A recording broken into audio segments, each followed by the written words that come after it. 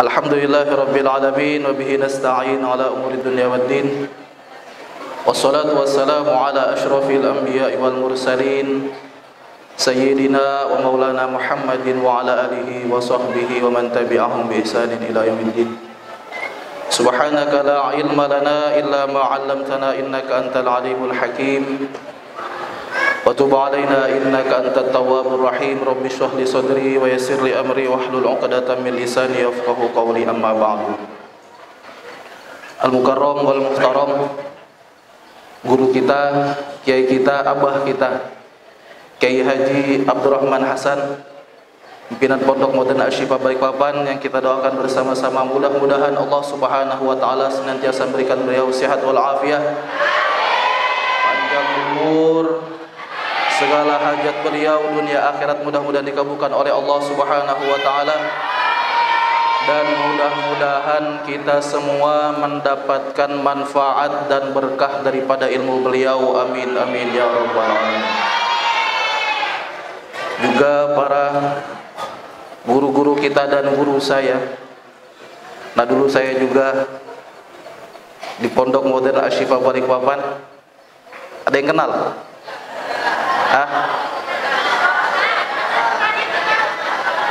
Ada yang kenal ya?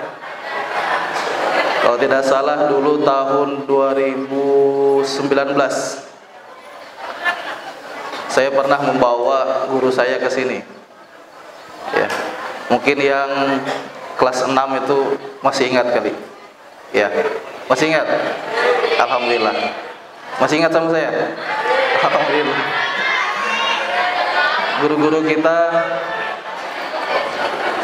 ada Al-Habib Al-Ustadz Dr. Andes Haji Alfi Taufik Al-Atas, juga ada Ustadz Lani JZ, ada Ustadz Sa'adullah, Ustadz Haji Umar As-Siddiq, Ustadz Hendra, Ustadz Bambang, dan seluruh asatidah.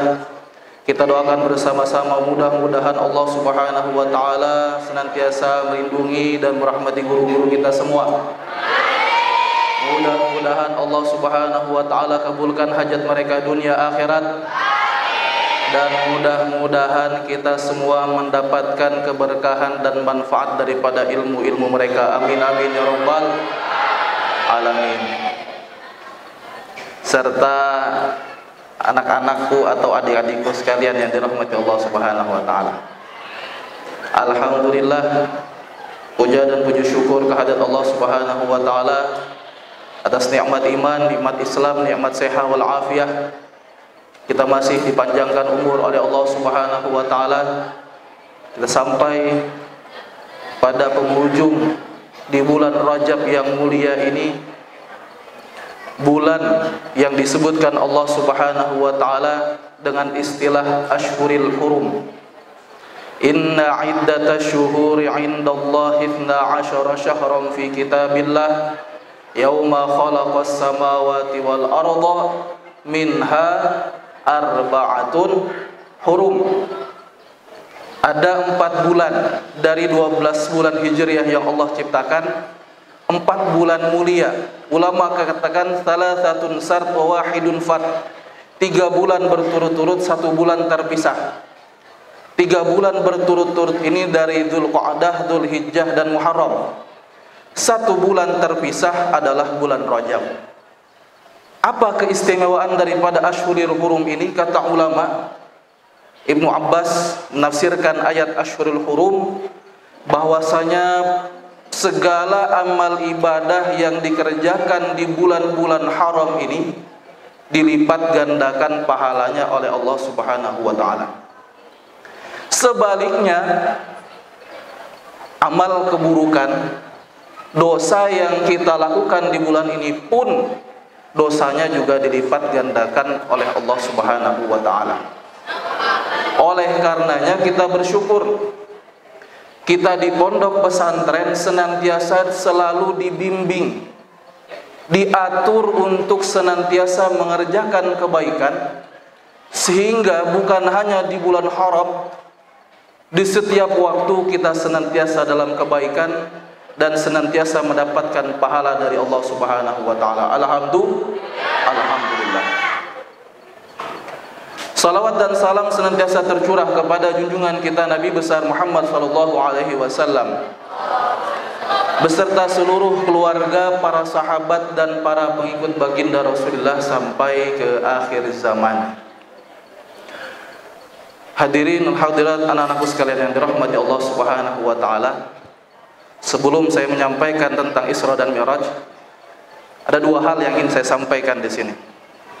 Yang pertama, kita bersyukur bahwasanya kegiatan kita ini difokuskan di masjid.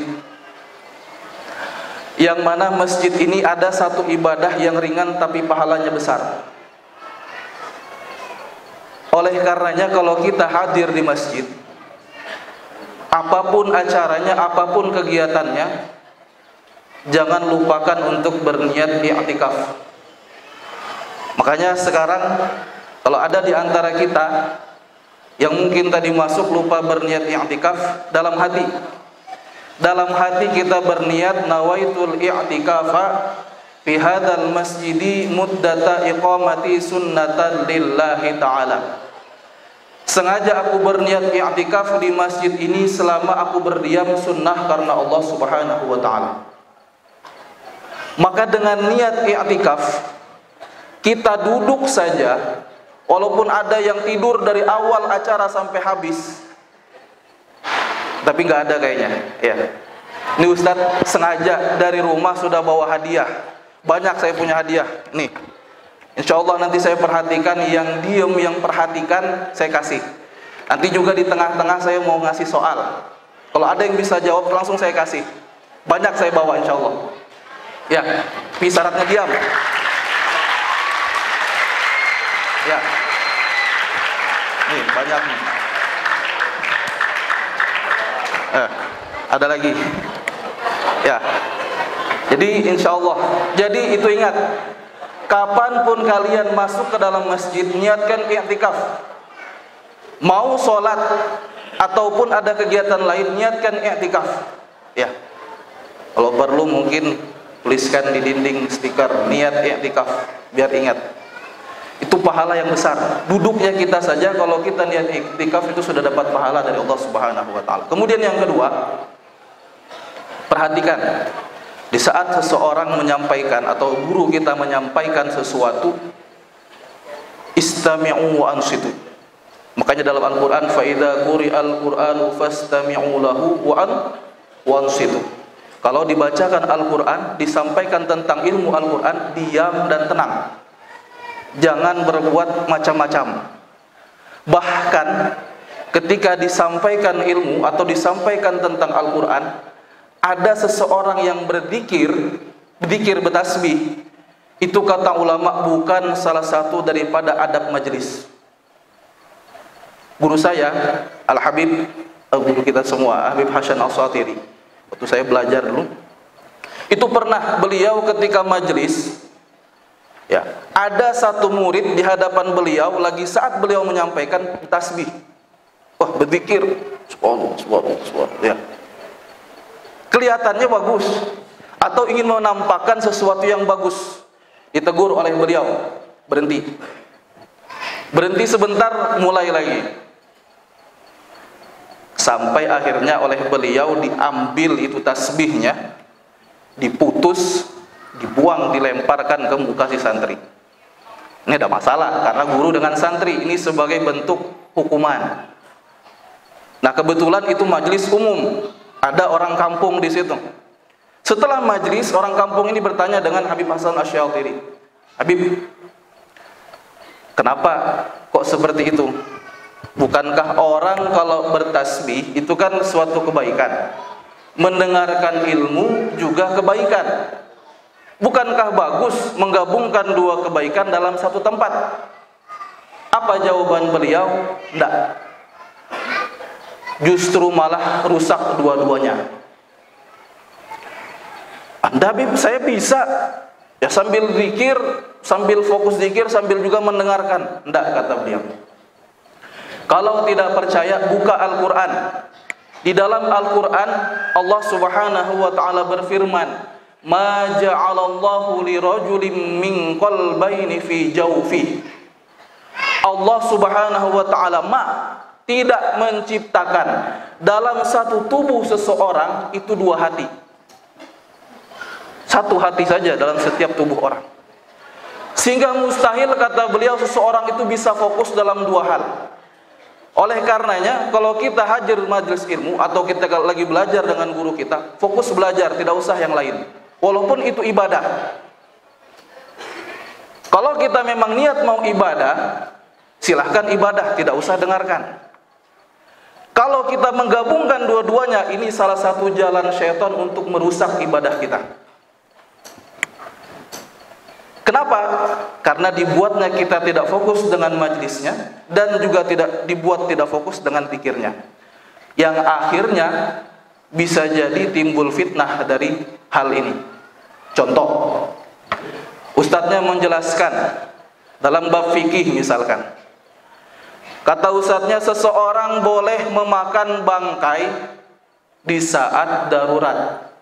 Maksudnya, ketika seseorang berada di tengah hutan, tidak membawa makanan, tidak ada sesuatu makanan yang bisa dimakan, di hadapannya ada bangkai, maka hukumnya halal memakan bangkai. Si murid awalnya mendengarkan, ustadznya mengatakan boleh memakan bangkai. Setelah itu dia fokus dengan zikirnya, tidak mendengarkan seterusnya. Akhirnya ditangkap kalimat dari ustadznya, oh berarti kita itu boleh makan bangkai. Berarti kalau ada ayam mati ditabrak di jalan, ambil, goreng, makan. Boleh tidak? Kenapa? Karena bangkai. Tapi karena tadi mengambil kalimatnya setengah, perasaan dulu saya dengar ustadz itu pernah ngomong katanya boleh makan bangkai. Jadi pas jalan di depan ada kebetulan ayam ditabrak. Sudah mati. Wah ini lumayan nih. Ya, apalagi jarang makan ayam ya kan. Ya, dimasak.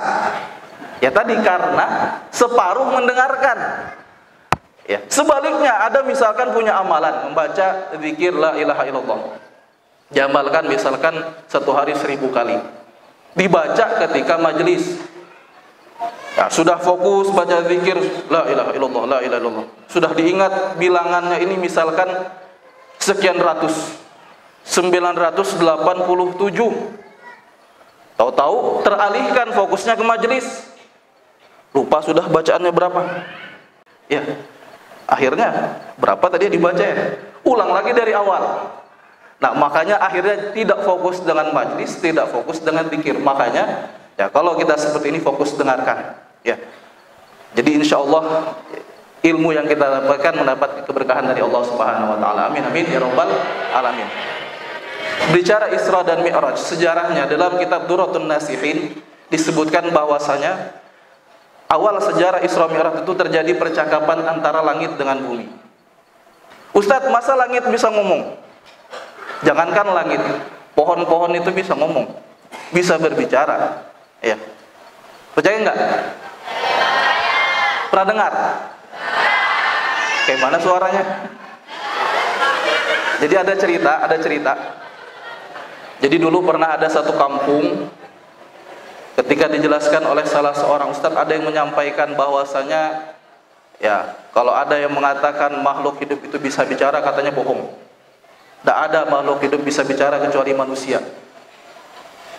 Jadi kebetulan pada saat itu warga yang ada di situ orang-orang yang mungkin pernah paham ilmu agama, sehingga bingung.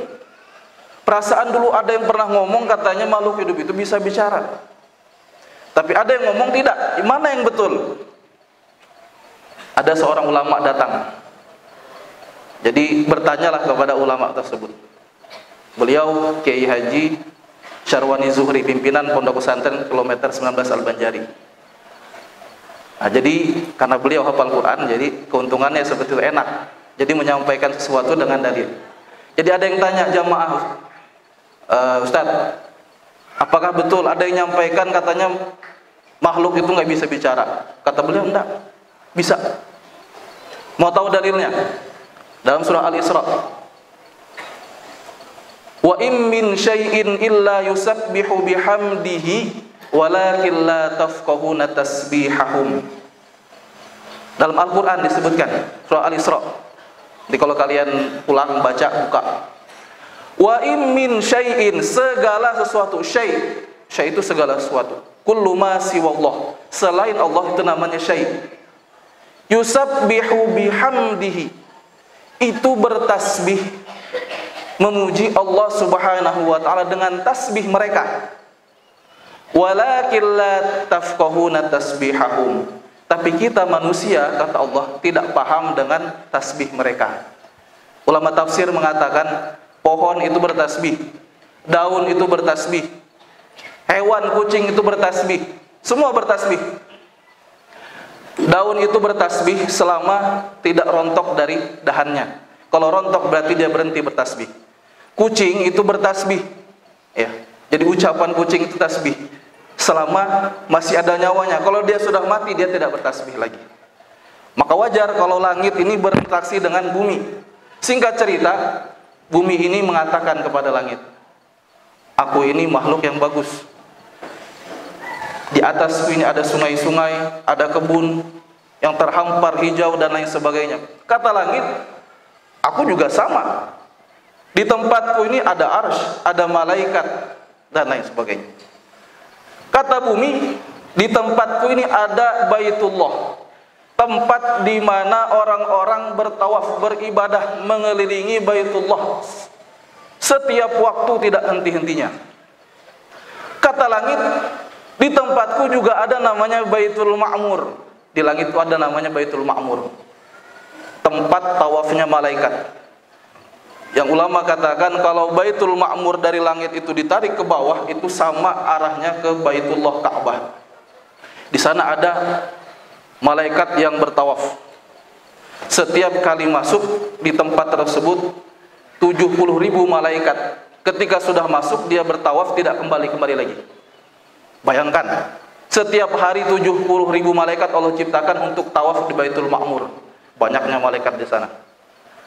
Kemudian kata bumi, oke, di tempatmu ada Baitul Ma'mur, di tempatku ada Sayyidul Wujud, sebaik-baik makhluk, Sayyidina Rasulullah sallallahu alaihi wasallam. Allahumma shalli ala Muhammad. Mendengar jawaban itu, langit diam, tidak bisa berkata-kata, menyadari bahwasanya sebaik-baik makhluk adalah baginda Rasulullah sallallahu alaihi wasallam. Lantas langit kemudian berdoa kepada Allah, ya Allah, izinkan aku ini didatangi oleh Rasulullah sallallahu alaihi wasallam. Maka diijabah, dikabulkan permintaan langit, maka diangkatlah Rasulullah sallallahu alaihi wasallam ke langit melalui peristiwa Isra dan Mi'rajnya Nabi sallallahu alaihi wasallam. Adapun dalil Isra yang tadi dibacakan oleh qori kita, yang sering kita dengar, Subhanalladzi asra bi 'abdihi lailan minal masjidil harami ilal masjidil aqsa alladzi barakna haula linuriyahu min ayatina innahu huwas samiul basir. Tapi kalau Mi'rajnya dalilnya mana? Itu Isra. Mi'rajnya di mana? Mi'rajnya itu dalilnya dalam surah An-Najm. Bismillahirrahmanirrahim. Wan najmi idza hawa ma dhalla sahibukum ma ghawa ma yantiqu anil hawa, sampai ayat ke-12. Itu dalil Mi'raj dalam Al-Qur'an. Yang mana peristiwa Isra dan Mi'raj ini nanti keseluruhannya insyaallah di akhir kita sampaikan. Itu akan ada kemiripan, ada korelasinya dengan kita sebagai santri insyaallah. Nah, jadi singkat saja, dalam peristiwa Isra dan Mi'raj kita tahu bahwasanya Rasulullah SAW itu kemudian berangkat bersama malaikat Jibril dengan kendaraan Buraq, diperlihatkan berbagai macam keadaan.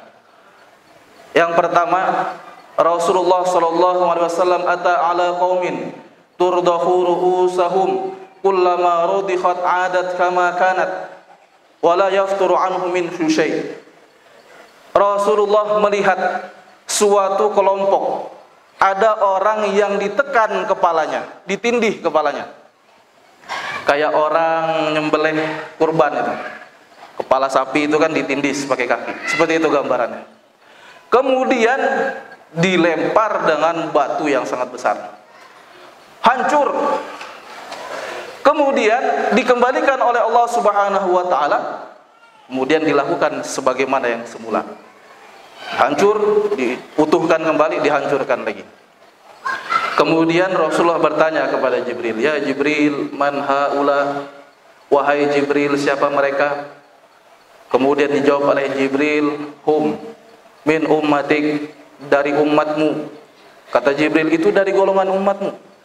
"Alladzina tatasaqalu ru'usuhum 'anis shalah."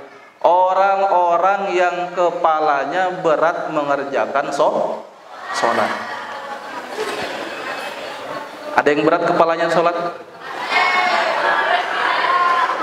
Saya yakin kalau di pondok ini insya Allah semua sholat. Amin ya rabbal alamin. Ya. Nah, anak sekalian, perhatikan. Sholat ini kalian bersyukur, ya. Kenapa? Karena di pondok dibimbing dan dipaksa untuk sholat. Mungkin kalian sekarang merasa terpaksa, tidak ada masalah. Kalian mungkin merasa sekarang tersiksa, ada mungkin sebagian yang seperti itu. Tapi hasilnya nanti kalian rasakan ketika kalian keluar dari pondok. Dan kalau kalian mungkin pulang melihat teman kalian yang tidak sekolah di pondok, banyak di antara mereka yang berat melaksanakan sholat. Ya, udah jauh-jauh kalau di masjid itu kita perhatikan, ya. Kalau saya pribadi di masjid, saya perhatikan, saya data lah. Itu hampir 70% jamaah sholat itu umumnya orang tua. Sangat sedikit sekali angka kehadiran daripada anak-anak. Kemana mereka? Wallahu alam. Ya. Husnuzon saya mudah-mudahan sholat itu aja. Yang penting sholat, walaupun tidak berjamaah. Tapi kalau tidak, maka repot. Apalagi kalau sampai ada sudah pondok baru nggak sholat. Mungkin kalau di pondok ya. Tapi banyak ada penyakit kalau sudah pulang timbul satu penyakit namanya malas. Betul tidak? Ingat. Awwalu ma yuhasabu bihil 'abdu yaumal qiyamah as-shalah. Fa idza saluhat saluha sa'iru amali wa idza fasadat fasadat sa'iru amali. Awal pertama kali yang dihisab, dihitung oleh Allah di alam kubur salat. Kalau salatnya sempurna maka sempurna amal yang lain. Kalau didapati salatnya tidak sempurna maka tidak sempurna amal yang lain. Ulama katakan, kalau kita ada pernah ketinggalan sholat, pernah tidak melaksanakan sholat, itu hukumnya wajib diqodho. Kalian misalkan 1 tahun pernah meninggalkan sholat, wajib diqodho 1 tahun. Imam Syafi'i bahkan keras. Kata Imam Syafi'i, orang yang meninggalkan sholat selama 1 tahun, itu hari-harinya dikhususkan hanya untuk mengqodho sholat, kecuali untuk makan, untuk tidur, untuk mandi, sedikit untuk mencari nafkah.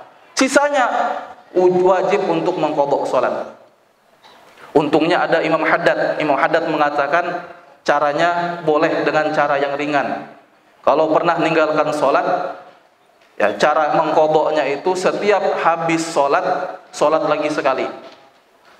Jadi kalau pernah meninggalkan sholat 5 waktu, habis sholat subuh lagi. Ustadz, bukankah habis sholat subuh tidak boleh sholat? Yang tidak boleh sholat sunnah. Sholat sunnahnya pun tidak semua. Tapi kalau sholat wajib, tidak ada batasan waktu, kapanpun boleh dikerjakan. Cuman saya sarankan, kalau mau mengqodho sholat, jangan di tempat umum. Apalagi kalau kalian pulang, jangan di masjid, habis subuh, sholat subuh lagi. Walaupun betul niat kalian, tidak salah. Tapi nanti ditanyakan oleh masyarakat, itu kenapa? Anak pondok kok habis sholat, kok sholat lagi? Apa nggak tahu hukum sholat habis sholat subuh? Akhirnya timbul fitnah. Jadi caranya pulang ke rumah, sholat di rumah. Begitu pula habis asar. Itu bagaimana ulama menjelaskan tentang pentingnya sholat. Karena kalau di dalam catatan sholat kita itu tidak sempurna, amal-amal yang lain tidak ada nilainya. Makanya pernah dalam riwayat diceritakan Sayyidina Umar ini kan dibunuhnya di tikam.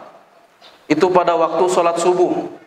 Beliau ditikam di bagian sekitar dada sini. Setelah itu kemudian di saat sholat beliau ditikam karena tahu nggak ada yang bisa nyentuh Sayyidina Umar kecuali saat sholat. Jangankan orang, ya setan aja takut sama Sayyidina Umar. Dalam riwayat itu dikatakan kalau Sayyidina Umar lewat satu jalan sini, setan lewat jalan sana. Nggak berani sama-sama sejalan sama Sayyidina Umar. Kenapa? Terbakar. Apalagi manusia. Nah sehingga dia tahu musuh Islam ini yang ingin bunuh Abu Lu'lu', yang bunuh Sayyidina Umar ini tahu. Satu-satunya cara untuk mendekati Sayyidina Umar ketika sholat. Jadi di saat beliau imam subuh, dia sudah siap dengan belatinya ditikam di bagian dadanya Sayyidina Umar. Jadi pada saat itu Sayyidina Umar turun, yang menggantikan beliau sholat adalah Sayyidina Abdurrahman bin Auf. Dibawa Sayyidina Umar ke pinggir. Setelah itu kemudian dibawakan minuman, dibawakan susu untuk diminum. Kemudian susu diminum itu keluar dari bagian dada bekas tikaman tadi. Jadi minum keluarnya dari sini. Sehingga Sayyidina Umar sadar bahwasanya dia sudah tidak lama lagi umurnya. Dalam keadaan seperti itu, ada satu orang sahabat yang mengatakan, "Ya Amirul Mukminin, sholat. Wahai Amirul Mukminin, sholat, jangan lupa." Ini keadaan yang kalau kita bayangkan orang lagi ditikam, ya, sempat-sempatnya ada orang ngomong di belakang, sholat. Apa kata beliau? Bala, betul. Ya, la hadza fil Islam liman tarakas sholat. Tidak ada tempat di dalam agama Islam bagi orang yang meninggalkan sholat. Akhirnya beliau dengan keadaan yang seperti itu minta orang untuk membantu beliau sholat. Jadi di akhir hayat beliau pun beliau masih sempat sholat. Begitu besarnya kedudukan sholat. Ya, makanya sholat ini bukan perkara yang ringan, perkara yang besar. Bahkan kalau ada orang yang meremehkan sholat atau mengatakan sholat tidak wajib, ulama sepakat hukumnya orang itu keluar daripada agama Islam. Makanya jangan sampai ada, apalagi di pondok pesantren, keluar pondok, masuk ke aliran-aliran yang mengatakan sholat tidak wajib. Ada. Hati-hati kalian. Ya, jangan sampai ikut. Bahkan dia dengan berani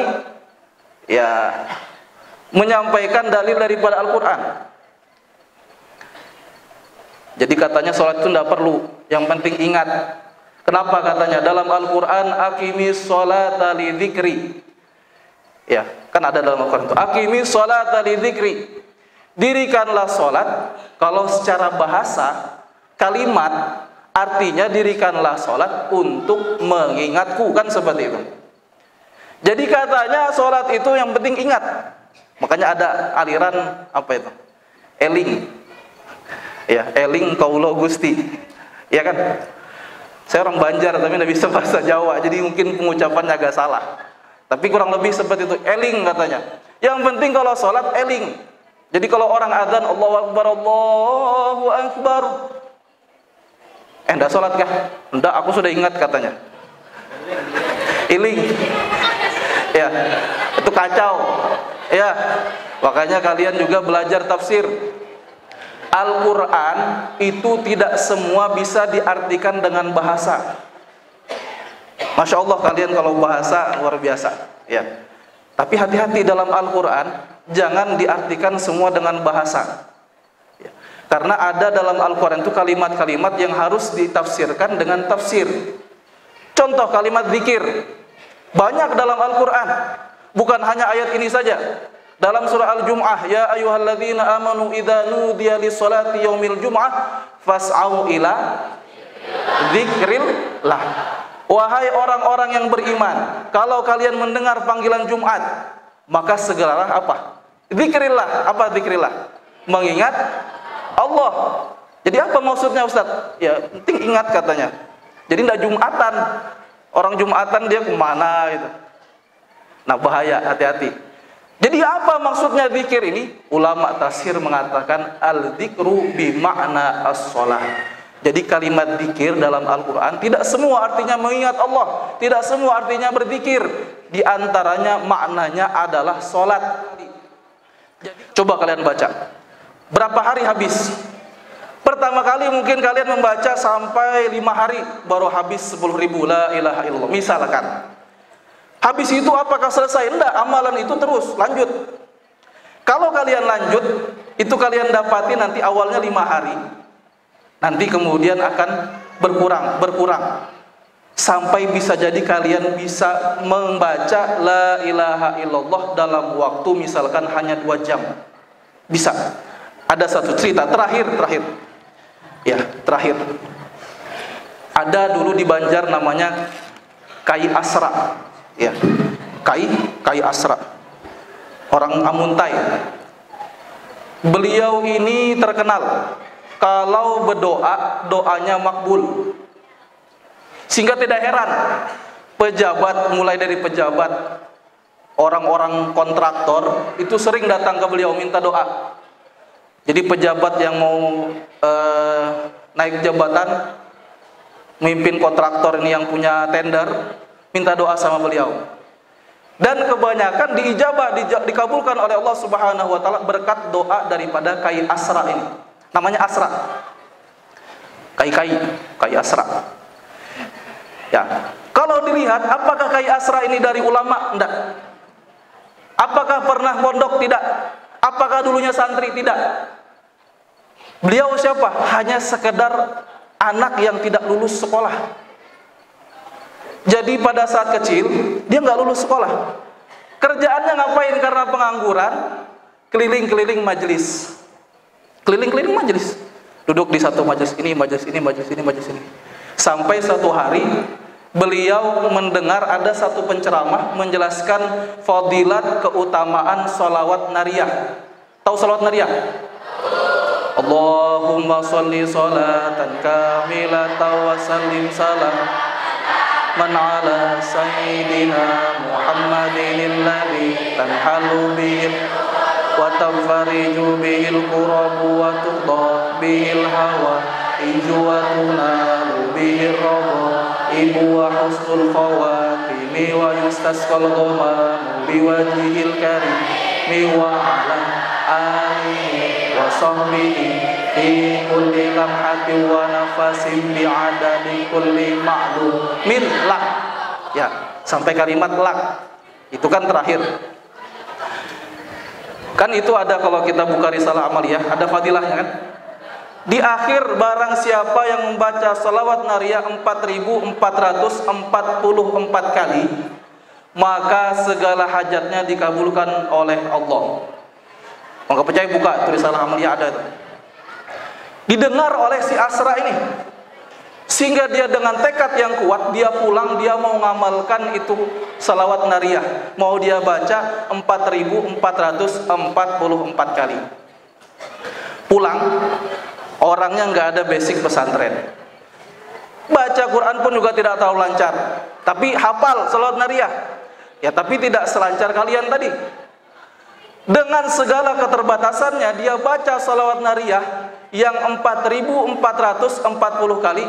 Berapa hari kira-kira? 1 minggu baru habis 4.444 kali. Itu pun dia nggak kerja, karena memang nggak ada kerjaan, itu aja yang dibaca. 1 minggu habis. Tapi apakah stop sampai di situ? Enggak, dilanjutkan sama dia. Kalau sudah habis, diulang lagi dari awal, baca lagi dari awal. Yang awalnya 1 minggu, pelan-pelan, lama-lama jadi 6 hari. Terus diamalkan sampai di akhir hayat beliau. Beliau ini karena banyaknya orang datang ke rumah minta doa, jadi beliau minta izin dari jam 7 sampai setengah 8 beliau masuk kamar, jangan diganggu. Ngapain?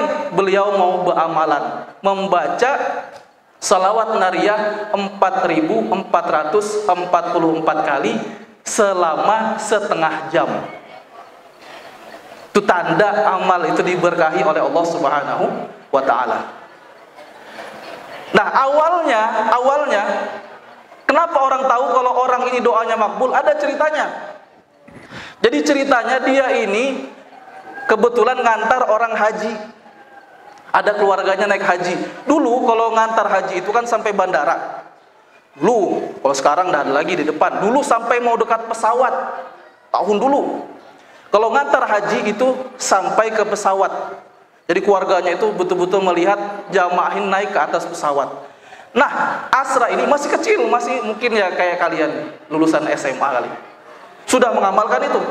Nah, kemudian Asra ini karena penasaran, orang kampung, nggak pernah lihat pesawat, dengar orang naik haji, jadi orang naik ke atas pesawat, dia ikut naik ke pesawat. Nimbrung, ya, naik ke atas pesawat, duduk di kursi pesawat, dikiranya kayak taksi gitu loh. Ya, dikiranya kayak taksi, mulai duduk gitu kan. Akhirnya dilihat oleh pramugari. Mas, ya, sampean jamaah? Enggak katanya. Terus ngapain duduk sini? Enggak, cuman penasaran aja mau lihat, mau ikut katanya. Kata pramugari, enggak boleh lah, ini sudah ada tempatnya, sudah ada pesertanya.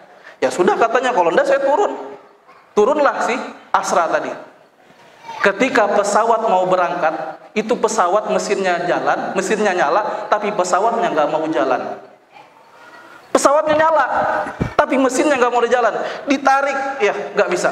Dipanggil teknisi, semua memeriksa keadaan mesin normal, nggak ada yang salah. Akhirnya kata si pilot, karena pilot ini juga kebetulan paham agama, umumkan di pesawat, wahai jamaah, ini ada masalah dengan pesawat kita. Mesinnya nyala tapi pesawatnya nggak mau jalan. Sudah diperiksa oleh teknisi, tidak ada kendala. Mungkin katanya ada kendala non teknis. Maka kalau ada tolong laporkan ke saya, kata pilot. Kebetulan tadi ada jamaah yang melihat kejadian tadi. Laporlah ke pilot. Tadi saya melihat ada anak kecil duduk di sini, kemudian diusir ke bawah. Apa kata pilotnya? Panggil itu anak. Ya, cari. Akhirnya disuruh oleh petugas bandara cari. Untungnya tadi dia belum pulang. Didapat Asra tadi. Kemudian dinaikkan, didudukan di tempat kursi pilot.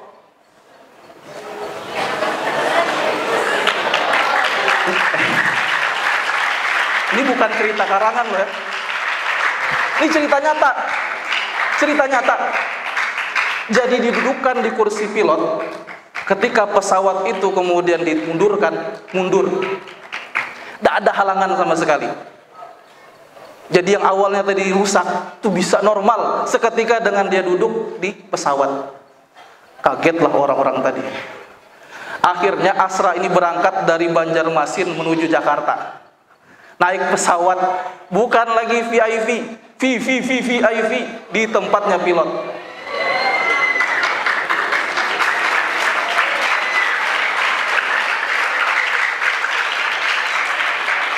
Akhirnya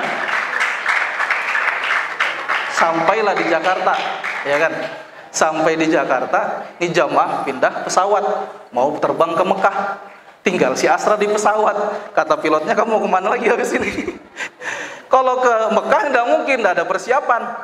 Jadi kata si Asra tadi, nggak mau pulang aja. Akhirnya dipulangkan kembali ke Banjarmasin. Dari kejadian itulah orang tahu bahwasanya ini anak bukan sembarang anak. Mulai saat itu banyak orang datang ke dia, minta doa. Mulai daripada yang paling rendah jabatan sampai yang paling tinggi. Akhirnya apa? Dia katakan di akhir hayat beliau itu, semua negara pernah dia kunjungi. Mulai dari uangnya sendiri sampai diberangkatkan orang. Bahkan di lemarinya itu berjejer jas. Jas kalian berapa harganya? Ya, jasnya dia itu harga puluhan juta ada di lemarinya. Jam tangan itu dari yang merek paling murah, yang harga 20 ribuan, sampai yang harga puluhan juta ada. Sampai pernah ada, ya, ada seorang itu ya datang ziarah ke tempat beliau. Jamnya beliau itu Rolex, atau Rolex. Kan harganya 5 jutaan lah. Nah, ziarah melihat jam beliau Rolex. 2 hari yang akan datang, kemudian beliau si peziarah tadi datang lagi, ngelihat jamnya sudah berubah. Mereknya itu apa? Gisok kan? Ya, yang harga 20 ribu itu. Jadi ditanya, "Kai, perasaan jamnya kemarin bagus, Rolex, kok berubah?" "Anu," katanya, "Cuk, tadi kemarin ada orang datang dan dia minta doa. Nih dia ngasih jam. Ini katanya jamnya bagus, harganya mahal. Ya, jadi ini buat Kai, tapi tukaran Kai sama jam Kai," bilangnya. Kai enggak paham jam. Kasihkan aja sama Kai jam 5 juta, ditukar sama jam 20.000. Saking polosnya si Kai nggak tahu jam. Ya. Artinya apa? Orang yang seperti ini, ya, bisa jadi mulia di sisi Allah Subhanahu wa taala. Kita tidak melihat bagaimana prosesnya. Tapi apa intinya?